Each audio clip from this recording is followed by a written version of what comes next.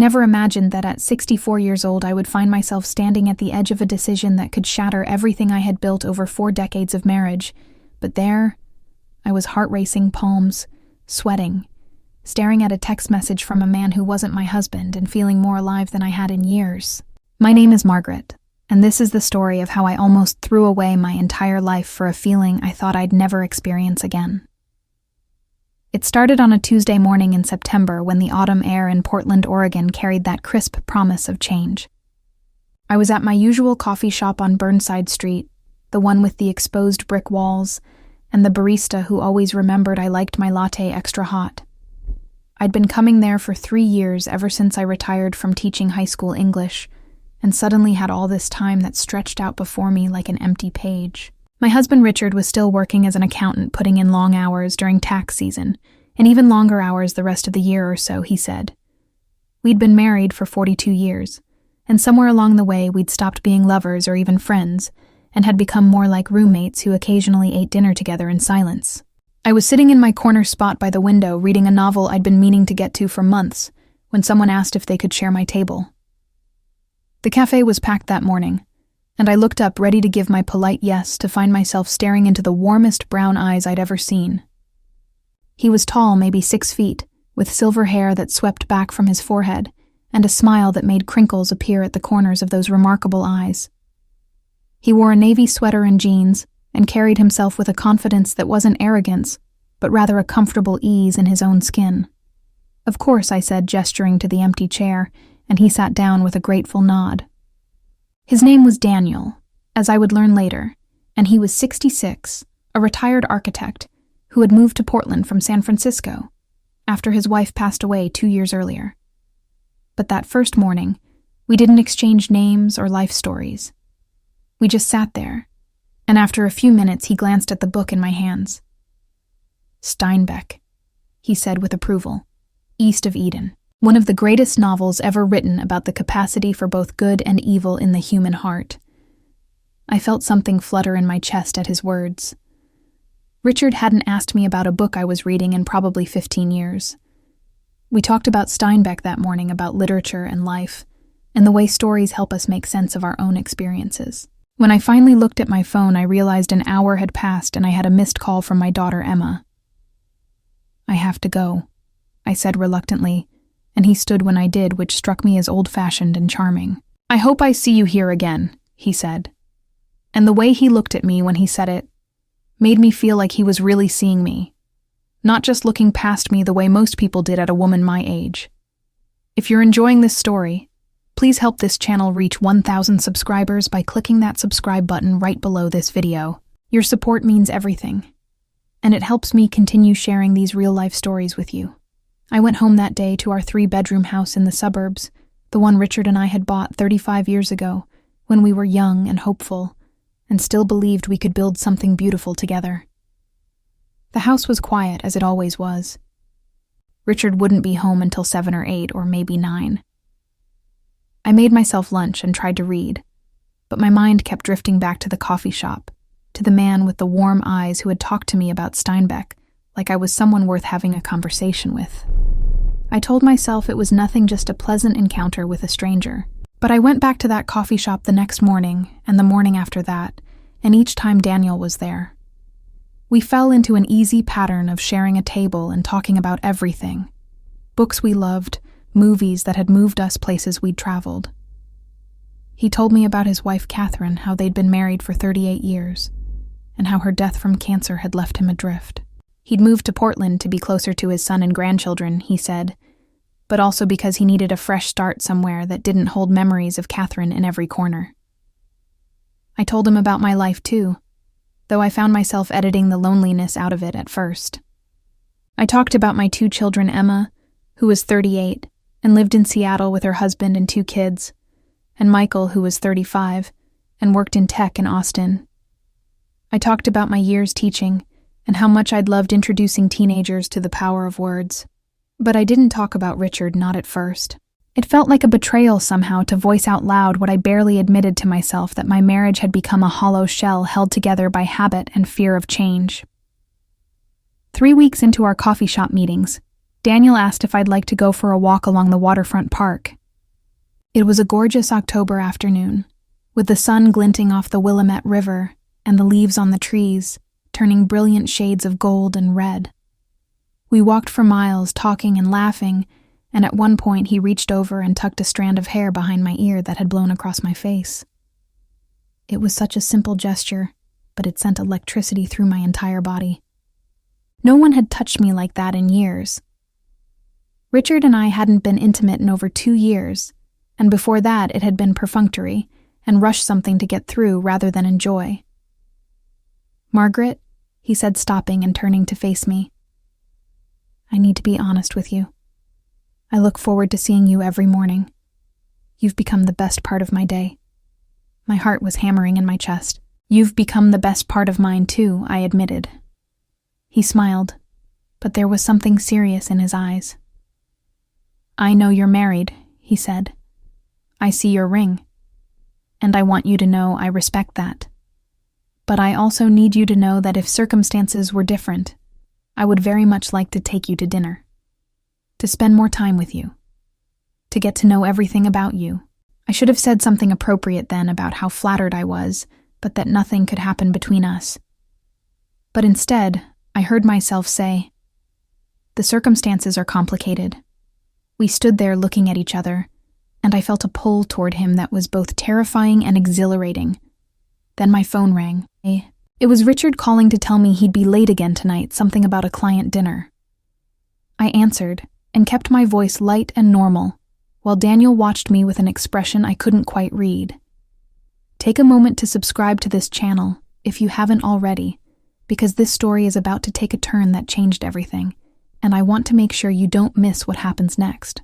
Just click that subscribe button and you'll be supporting real stories like mine. That night I lay in bed next to Richard, who had come home after 11 smelling of wine and expensive steak, and I stared at the ceiling feeling like a stranger in my own life.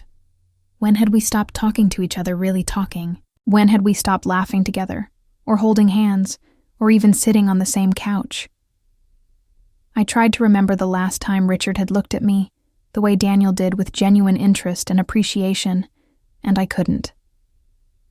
The next morning, I went to the coffee shop with my heart in my throat, not sure what I was going to say to Daniel. But when I got there, he was waiting with 2 lattes already ordered and a hesitant smile. "I spent all night thinking about you," he said. "And I realize I've put you in an uncomfortable position. If you want me to leave you alone, I will. I don't want to cause problems in your life." I sat down and wrapped my hands around the warm cup. "You're not causing problems," I said quietly. "You're just making me realize how many problems were already there." We talked for hours that morning. I told him everything about Richard, about how we'd met in college and fallen in love so easily back then, when everything seemed possible.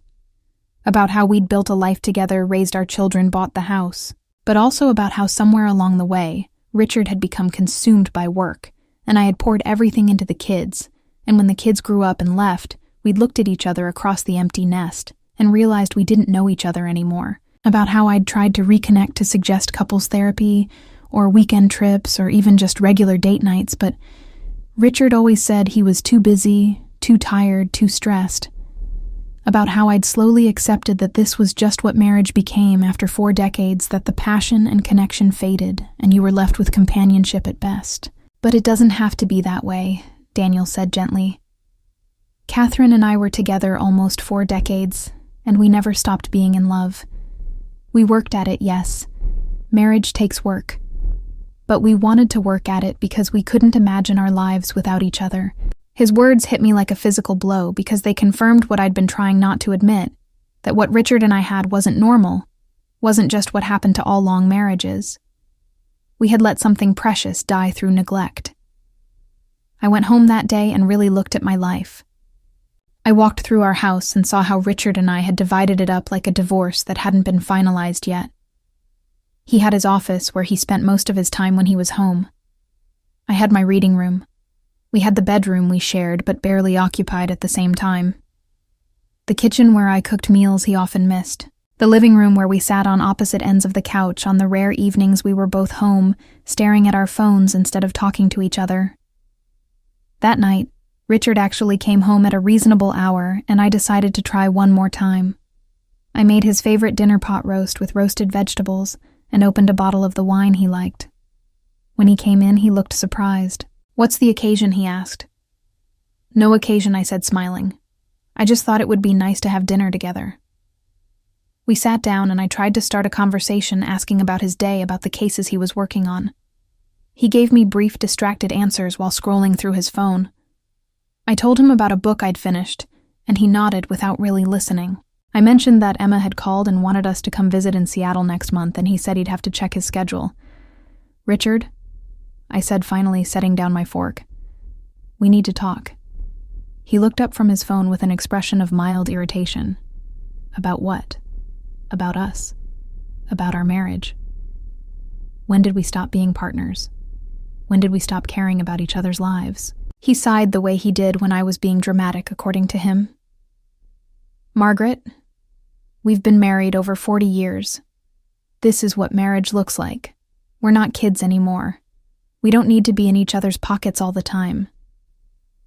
"I'm not asking to be in your pocket," I said, feeling frustration rise in my chest.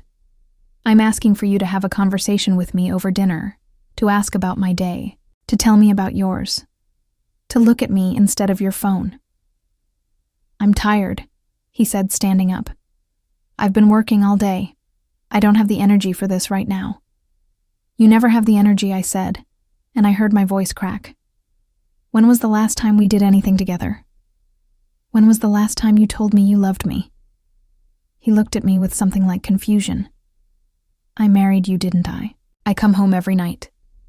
I provide for us. What more do you want?" Please consider subscribing to the channel right now if this story is resonating with you, because what happened next pushed me to a breaking point I never thought I'd reach, and I want to share it with people who understand. Click subscribe and join this community. I wanted to scream that marriage was supposed to be more than just showing up, that love required more than just cohabitation. But I could see in his eyes that he genuinely didn't understand what I was asking for, and that realization broke something in me. I excused myself and went to my reading room and cried for the first time in years. Really cried, not just tearing up, but deep sobs that came from a place of profound loneliness. The next morning, I met Daniel at the coffee shop, and he took one look at my face and asked what was wrong. I told him about the dinner, about the conversation that went nowhere, about Richard's complete inability or unwillingness to see that our marriage was dying if it wasn't already dead. "What do you want, Margaret?" he asked gently. "I want to feel alive again," I whispered. "I want someone to look at me and see me. I want to matter to someone." "You matter to me," he said, and reached across the table to take my hand. "I know I shouldn't say this. I know the timing is all wrong. But Margaret, I'm falling in love with you." Time seemed to stop. My hand in his felt like the most natural thing in the world, and also like the most dangerous. "I'm 64 years old," I said with a shaky laugh. "I have gray hair and wrinkles and a body that's seen better days. How can you be falling in love with me?" He smiled. "I see a woman who is beautiful and intelligent and kind. I see someone who lights up when she talks about books she loves. I see someone who has so much life and passion still in her, even if she's been convinced she doesn't. I see you, Margaret. Really see you." Tears spilled down my cheeks. "I'm scared," I admitted. "I'm scared of what I'm feeling. I'm scared of what it means." "I'm scared too," he said. "But I'm also too old to waste whatever time I have left, pretending I don't feel what I feel." We sat there in that coffee shop holding hands across the table, and I felt like I was standing on the edge of a cliff. I could step back, return to my safe, predictable life with Richard, or I could jump and trust that something would catch me. Over the next few weeks, Daniel and I continued to meet, but our relationship shifted into something more intense, more dangerous. We weren't just friends anymore. We were two people falling in love, which at our age felt both miraculous and foolish. We took long walks along the river. We went to art museums and talked about the paintings. He took me to his apartment one afternoon, a modern place with floor-to-ceiling windows overlooking the city, and showed me the designs he was working on, because even though he was retired, he couldn't stop creating. I should have stopped it then. I should have recognized the line we were approaching and stepped back. But I didn't, because for the first time in decades, I felt beautiful and desirable and interesting. Daniel asked about my opinions and listened to my answers. He laughed at my jokes. He remembered details from conversations we'd had weeks earlier. He made me feel like I mattered, like my thoughts and feelings and experiences were valuable. If you're following along with this journey, please hit that subscribe button now, because the story is about to reach a point where I had to make an impossible choice, and I need you to be here for what comes next. Subscribe and help this channel grow. One rainy November afternoon, we were at his apartment looking at photos from a trip he'd taken to Italy years ago with Catherine, and he showed me pictures of the Amalfi Coast. "It's the most beautiful place I've ever seen," he said. "I always wanted to go back. I'd love to see it someday," I said wistfully. I'd always wanted to travel more, but Richard preferred to stay home to spend vacations working in the yard or catching up on projects around the house. "Come with me," Daniel said suddenly. "Let's go to Italy. Let's spend a week walking through ancient cities and eating incredible food and watching the sunset over the Mediterranean." "I can't," I said automatically, but even as I said it, I was imagining it. Imagining myself in a sundress walking hand in hand with Daniel through cobblestone streets. Imagining us sitting at a small cafe drinking wine and talking for hours. Imagining us in a hotel room with the windows open and the sound of the sea drifting in. "Why not?" he asked. "What's really keeping you in a marriage that makes you miserable?" "My children," I said. "My history. 42 years of my life. The fear of starting over at 64. What would people think?" "Who cares what people think?" he said with passion. "Margaret, you get one life. One. And you've already lived most of it. Do you really want to spend whatever years you have left being invisible to your own husband?" His words struck deep because he was right. I was miserable. I had been miserable for years, but I'd convinced myself it was just how life was supposed to be at my age, that you accepted your lot and made the best of it. I need to think I said, but we both knew what was really happening. I was trying to find the courage to leave my marriage. That night, Richard came home early for once and found me sitting in the living room staring into space. "You okay?" he asked, and it struck me as funny in a sad way that he could ask that question when the answer had been no for years, and he'd never noticed. "I need to ask you something," I said. "Are you happy? In this marriage, are you happy?" He looked genuinely puzzled by the question. "I don't know what you mean. We have a good life. The kids are doing well. The mortgage is paid off. We're financially secure. But are you happy?" I pressed. "With us. With me." He shrugged. "I'm content. Isn't that enough at our age?" "No," I said quietly. "No, I don't think it is." He studied me for a moment. "What's going on with you lately, Margaret? You've been acting strange. Are you having some kind of midlife crisis?" "I'm 64, I said. "I'm well past midlife. But maybe I am having a crisis. Maybe I'm realizing that I don't want to spend the rest of my life being content. Maybe I want to be happy." "Happiness is overrated," he said dismissively. "Happiness is what kids chase. Adults understand that life is about responsibility and commitment." "What about love?" I asked. "Doesn't that matter anymore?" He looked at me like I was speaking a foreign language. "We've been married 42 years. Of course there's love. It's just different now, mature. But we don't even like each other anymore," I said, and the words came out louder than I intended. "When was the last time we had fun together? When was the last time you kissed me and meant it? When was the last time you looked at me and felt anything at all?" Subscribe now if you want to know how this conversation ended and what decision I ultimately made, because I promise you the next part of this story will surprise you. Click that button and be part of this journey with me. Richard stared at me with what looked like genuine shock. "I don't know what you want from me," he said finally. "I work hard. I provide for you. I've been faithful to you. What more is there?" "Connection," I said desperately. "Intimacy. Partnership. A reason to want to come home to each other." "You're being ridiculous," he said, and I saw anger flash across his face. "You have everything most women would want. A nice home, financial security, adult children who are successful." And it was tender and passionate and made me feel like a teenager again. We didn't sleep together. I wasn't ready to cross that final line, but we came close. Every time I was with him, I felt guilty and exhilarated in equal measure. Then 2 days before Christmas, everything fell apart.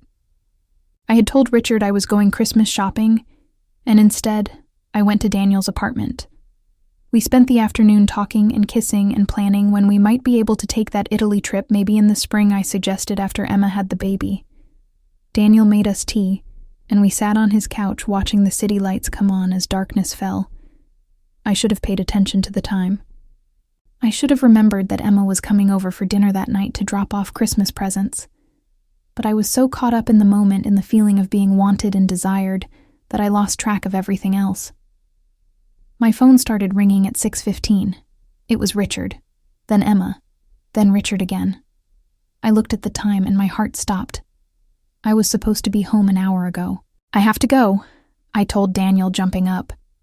"Emma is at the house." I drove home too fast, my heart pounding, rehearsing excuses in my head. I'd lost track of time shopping. My phone had been on silent. I'd run into an old friend and gotten caught up talking.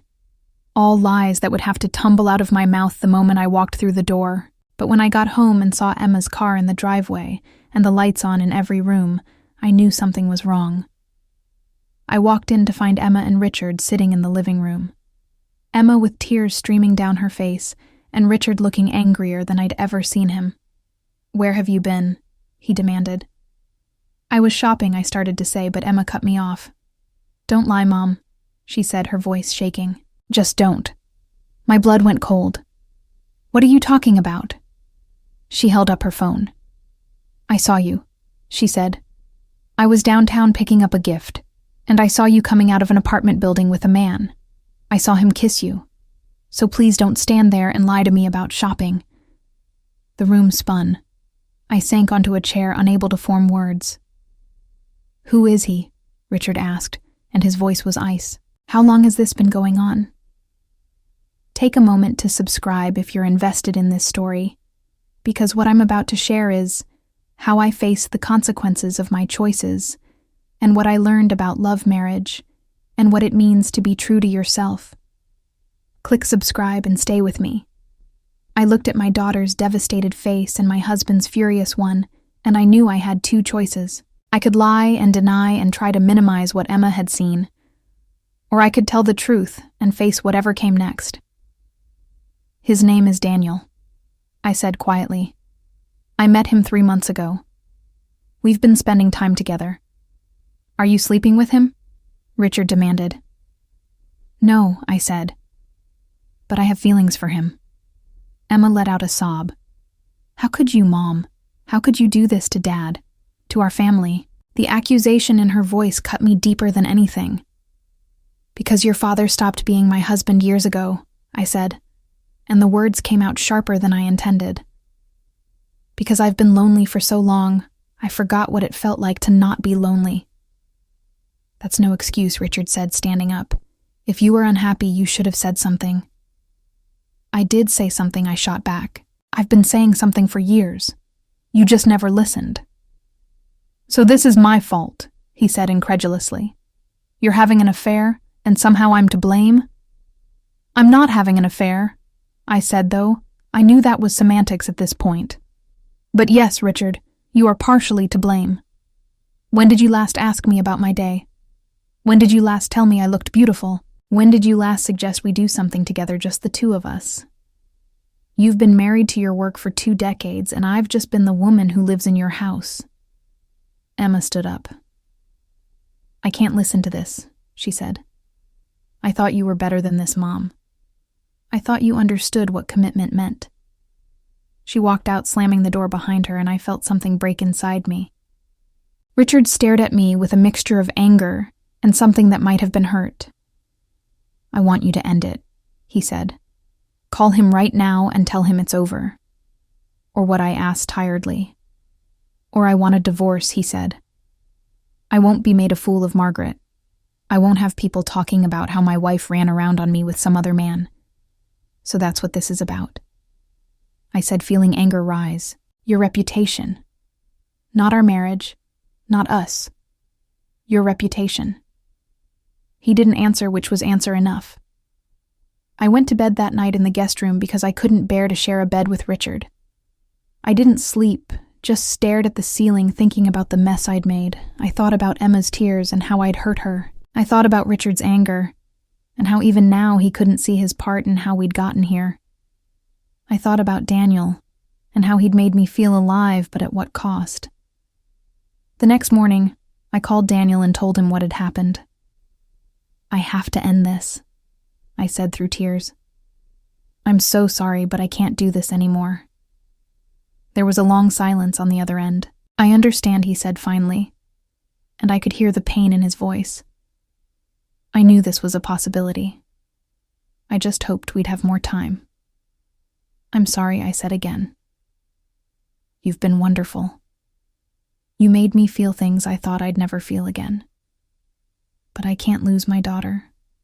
I can't have her think of me as someone who betrayed her father." "What about you?" he asked. "What about what you need?" "Maybe I don't get to think about that," I said. "Maybe when you're a mother, you don't get to be selfish." "Being happy isn't selfish," he said gently. "But I respect your decision. Just know that if you change your mind, I'll be here."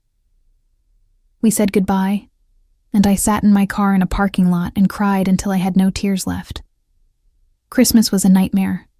Emma barely spoke to me. Michael called confused and upset because Emma had told him everything. Richard moved through the house like a cold shadow. I tried to apologize to Emma to explain, but she didn't want to hear it. "You broke Dad's heart," she said. "You broke our family." "Your father broke my heart first," I wanted to say, but I didn't, because what was the point? She saw me as the villain in this story, and maybe I was. If you're still with me, please subscribe now because the ending of this story isn't what you might expect, and I want to make sure you see how everything resolved. Click that subscribe button and help this channel reach its goal. January came, and Richard and I started marriage counseling because despite everything, neither of us seemed ready to actually get divorced. The counselor was a kind woman in her 50s named Dr. Patterson, and she asked us questions neither of us wanted to answer. "When did you stop being intimate?" she asked, and Richard shifted uncomfortably. "A couple years ago," he muttered. "When did you stop enjoying each other's company?" she asked. Neither of us could answer that, because we couldn't pinpoint a moment. It had been gradual, a slow fade from connection to coexistence. "What do you want from this marriage?" she asked me. "I want to feel like I matter," I said. "I want a partner, not a roommate." "And you?" she asked Richard. "I want my wife to be faithful to me," he said stiffly. She nodded. "I hear that you feel betrayed, Richard, and that's valid. But I also hear Margaret saying she's felt neglected and invisible in this marriage for years. Both of those things can be true." We went to counseling every week through January and February, and slowly, painfully, things started to shift. Richard began to understand how checked out he'd been, how he'd used work as an excuse to avoid real intimacy. I began to understand how my connection with Daniel had been as much about escaping my problems as it was about finding love. Emma slowly started speaking to me again, though our relationship was strained. She told me during one difficult conversation that seeing me as anything other than her devoted mother had shaken her entire worldview. "I always thought you and Dad had the perfect marriage," she said. "I thought you were happy. We were good at pretending," I told her. "But sweetheart, marriage is work, and your father and I stopped working at it. I'm not making excuses for what I did. I hurt you and I hurt your father, and I'm deeply sorry for that. But I also need you to understand that I was drowning." She cried, and I held her.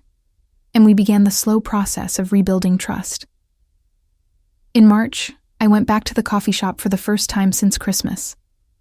I didn't know if Daniel would be there, and part of me hoped he wouldn't be, because seeing him would make everything harder. But he was sitting at our usual table with 2 lattes waiting. "I wasn't sure you'd come," he said as I sat down. "I wasn't sure either," I admitted. We talked for a long time. He told me he'd been seeing a therapist too, trying to work through his own grief and loneliness, and what our relationship had meant. He told me he'd started dating someone casually, a widow he'd met at a bereavement support group. "I'm happy for you," I said, and meant it even though it hurt. "Are you happy?" he asked. "Are things better with Richard?" "They're different," I said carefully. "We're trying. Really trying this time. It's hard and painful, and some days I'm not sure it's going to work. But we're both actually showing up for the first time in years." "That's good," he said, and reached across to squeeze my hand. "You deserve to be happy, Margaret. Whether that's with Richard or not, you deserve to be happy. So do you," I said. We finished our coffee, and when we left the shop we hugged, and I let myself feel the bittersweetness of it, this ending of something that had felt so significant. Subscribe right now if you've made it this far in the story, because I want to share with you what I learned from all of this and how I'm different now than I was a year ago. Your subscription matters and helps me keep sharing these stories.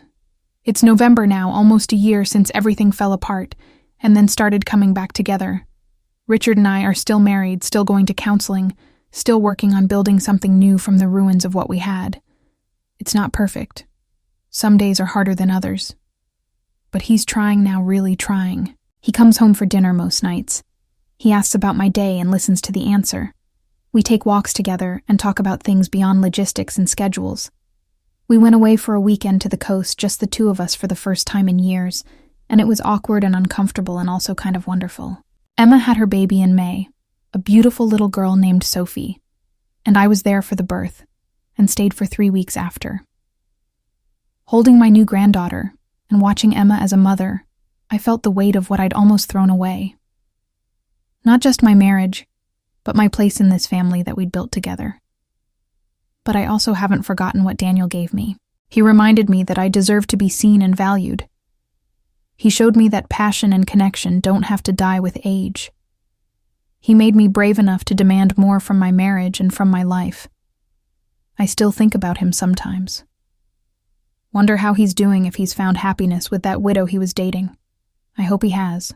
He deserved that. People ask me if I regret what happened, and the truth is complicated. I regret hurting Emma and Richard. I regret the betrayal and the lies. But I don't regret meeting Daniel, because without him, I might have spent the rest of my life accepting a marriage that was making me miserable. Without him, I might never have had the courage to ask for more. I'm 65 now, and I've learned that it's never too late to fight for your own happiness. But I've also learned that happiness is more complicated than just following your heart wherever it leads. Sometimes love means staying and working through the hard stuff. Sometimes it means admitting you've been wrong. Sometimes it means letting go of what could have been and focusing on what is. Richard and I might not make it. We might work on this for another year and realize we're too broken to fix. But at least we're trying. At least we're both in the room fighting for something instead of just existing side by side. And if I could go back and change things, would I? I don't know. Maybe I would have been braver earlier in my marriage and demanded that Richard pay attention before I got to the point of such deep loneliness. Maybe I would have left years ago if he wasn't willing to try. Maybe I wouldn't have let things get to the point where I was vulnerable to falling for someone else. But I can't change the past. All I can do is try to make better choices going forward. All I can do is be honest with myself and with Richard about what I need and what I'm willing to accept. All I can do is show my children that even at 65, you can choose to fight for a better life. I still go to that coffee shop sometimes. Daniel isn't there anymore. He moved to be closer to his son in Eugene. But I sit at our table and read my books and remember what it felt like to be seen. And then I go home to Richard, and I try to build the kind of marriage where I don't need to look elsewhere to feel alive. This is my story of how at 64, I almost threw everything away for a feeling. of how I learned that there are no easy answers when it comes to love and marriage and happiness, of how sometimes the bravest thing you can do is stay and fight, even when running seems so much easier. If you've stayed with me through this entire journey, please subscribe to the channel now to help us reach that goal of 1,000 subscribers. Your support means the world, and it helps more people find and connect with these real stories. Thank you for listening to my story and for not judging me too harshly. We're all just trying to figure out how to live and love and be happy in whatever time we have left. Maybe I would have been braver earlier in my marriage and demanded that Richard pay attention before I got to the point of such deep loneliness. Maybe I would have left years ago if he wasn't willing to try. Maybe I wouldn't have let things get to the point where I was vulnerable to falling for someone else. But I can't change the past. All I can do is try to make better choices going forward. All I can do is be honest with myself and with Richard about what I need and what I'm willing to accept. All I can do is show my children that even at 65, you can choose to fight for a better life. I still go to that coffee shop sometimes. Daniel isn't there anymore. He moved to be closer to his son in Eugene. But I sit at our table and read my books and remember what it felt like to be seen. And then I go home to Richard, and I try to build the kind of marriage where I don't need to look elsewhere to feel alive. This is my story of how at 64, I almost threw everything away for a feeling, of how I learned that there are no easy answers when it comes to love and marriage and happiness, of how sometimes the bravest thing you can do is stay and fight, even when running seems so much easier. If you've stayed with me through this entire journey, please subscribe to the channel now to help us reach that goal of 1,000 subscribers. Your support means the world, and it helps more people find and connect with these real stories. Thank you for listening to my story and for not judging me too harshly. We're all just trying to figure out how to live and love and be happy in whatever time we have left. Maybe I would have been braver earlier in my marriage and demanded that Richard pay attention before I got to the point of such deep loneliness. Maybe I would have left years ago if he wasn't willing to try. Maybe I wouldn't have let things get to the point where I was vulnerable to falling for someone else. But I can't change the past. All I can do is try to make better choices going forward. All I can do is be honest with myself and with Richard about what I need and what I'm willing to accept. All I can do is show my children that even at 65, you can choose to fight for a better life. I still go to that coffee shop sometimes. Daniel isn't there anymore. He moved to be closer to his son in Eugene. But I sit at our table and read my books and remember what it felt like to be seen. And then I go home to Richard, and I try to build the kind of marriage where I don't need to look elsewhere to feel alive. This is my story of how, at 64, I almost threw everything away for a feeling, of how I learned that there are no easy answers when it comes to love and marriage and happiness, of how sometimes the bravest thing you can do is stay and fight, even when running seems so much easier. If you've stayed with me through this entire journey, please subscribe to the channel now to help us reach that goal of 1,000 subscribers. Your support means the world, and it helps more people find and connect with these real stories. Thank you for listening to my story and for not judging me too harshly. We're all just trying to figure out how to live and love and be happy in whatever time we have left. Maybe I would have been braver earlier in my marriage and demanded that Richard pay attention before I got to the point of such deep loneliness. Maybe I would have left years ago if he wasn't willing to try. Maybe I wouldn't have let things get to the point where I was vulnerable to falling for someone else. But I can't change the past. All I can do is try to make better choices going forward. All I can do is be honest with myself and with Richard about what I need and what I'm willing to accept. All I can do is show my children that even at 65, you can choose to fight for a better life. I still go to that coffee shop sometimes. Daniel isn't there anymore. He moved to be closer to his son in Eugene. But I sit at our table and read my books and remember what it felt like to be seen. And then I go home to Richard, and I try to build the kind of marriage where I don't need to look elsewhere to feel alive. This is my story of how at 64, I almost threw everything away for a feeling, of how I learned that there are no easy answers when it comes to love and marriage and happiness, of how sometimes the bravest thing you can do is stay and fight, even when running seems so much easier. If you've stayed with me through this entire journey, please subscribe to the channel now to help us reach that goal of 1,000 subscribers. Your support means the world, and it helps more people find and connect with these real stories. Thank you for listening to my story and for not judging me too harshly. We're all just trying to figure out how to live and love and be happy in whatever time we have left.